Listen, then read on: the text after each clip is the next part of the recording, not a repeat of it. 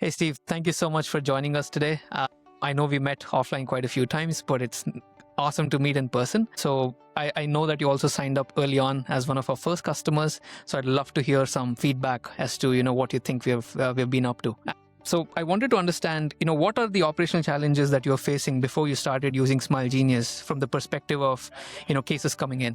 Yeah, well, the challenges are simple, and they're across all of the industry. It's silos of data. There's fragmentation, different portals, different systems, different file types, different, accept this, put it through to here. So essentially what we found ourselves doing is human beings spending a lot of time doing a repetitive administrative task, and that makes no sense. Absolutely. And because there have been so many scanners that have come across, that have their own softwares, they have their own hardware, how much of an issue was this specifically from an administrative perspective? It's a nightmare. I mean, look, there's not just new scanners, there's new scanners still keep appearing with new platforms still keep appearing. So the problem we've got consistently is we don't actually have one set way of doing things. Even some of I won't name the scanner, but a scanner company had a portal. They had an exchange with the laboratory. It worked incredibly well. They decided themselves, we're going to kill it this year. And now they've got a whole new platform to go to. And that for me isn't acceptable. Not for a business. We need consistency. So I don't expect to have to now go and learn different systems or ingest my work in a different way. I want one ingestion point. Everything else is a waste of our time. And often enough, we hear that, this is having to hop multiple scanner portals is a massive issue, but that never gets surfaced up as a data point as to, how much time your admin is actually spending. So again, given your volume, you were able to understand how much, time your admins were spending. And obviously they were also, I guess, coming back with that feedback that this is a lot of work. But how do you see smaller labs, where, they're typically technicians who are also doing a lot of admin work before they actually scale up and actually have a dedicated admin to kind of manage this or even know that this is actually an issue? Well, this is the problem. It's one of those, they call it like boiling the frog. The temperature keeps rising and you don't really realize it until all of a sudden too late you do realize it and you're in the boiling water. That's really the problem. I did that. We all did that. We grow, we scale. I'm managing 2 platforms. That's not too bad.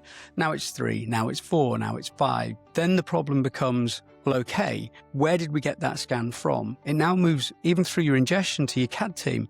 Okay, which scanner did it come from? Which system did it come from? How am I going to communicate back to that surgeon now? Yet another fragment point. So in the early days, you're very tempted to think I can do it myself. I'm saving money doing it myself. We've all made that mistake. Don't do that. You want to automate early.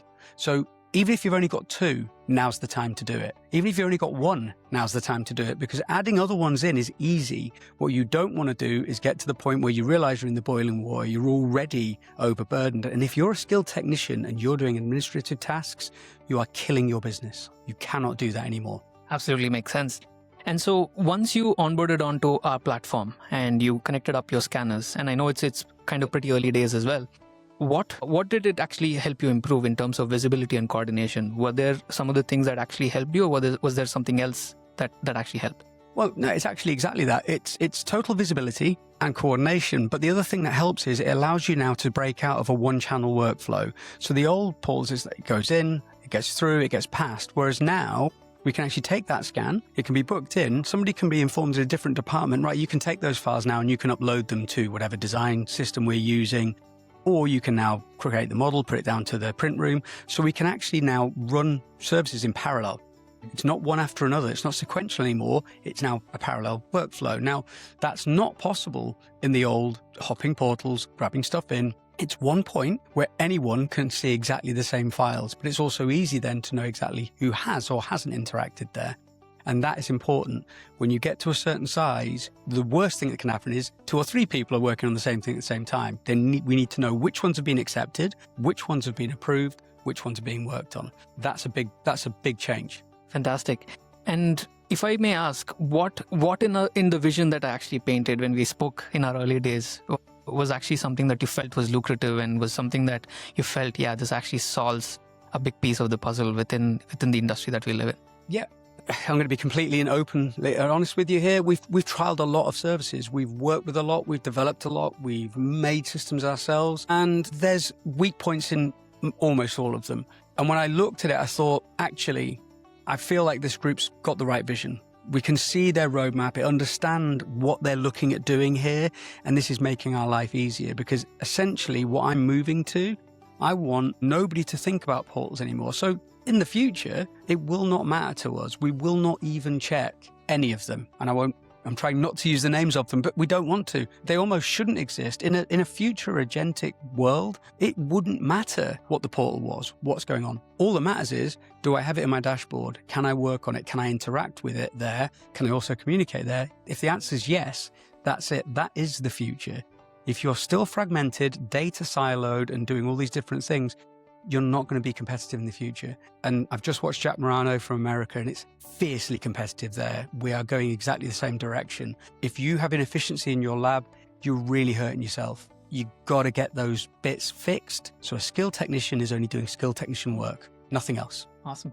That's fantastic. And, just in a general sense, when you look at, what the future of lab operations would look like, and you kind of, spoke a little bit about the agentic future, right? That's very nice to, hear something, from a lab owner. So I wanted to understand, where do you think the future of lab operations lie, and, what does that landscape look like? I can answer that very clearly for you because we're actually on our 48-month transition now. So we're already 5 months into it. It's going to look nothing like our lab looks today. We know that for a fact. So we're already working with a number of autonomous systems that do automatic cleanup, automatic bite correction, automatic splint proposal, automatic implant model creation. So once we have the harmonized pool coming in, it's very simple and easy for us to plug that into those services. So my future for the lab is, me as a technician, I will not even work on it until it's already been through AIQC, it's done all the cleanup, it's done the base level work, and I'm going to do the last 5%.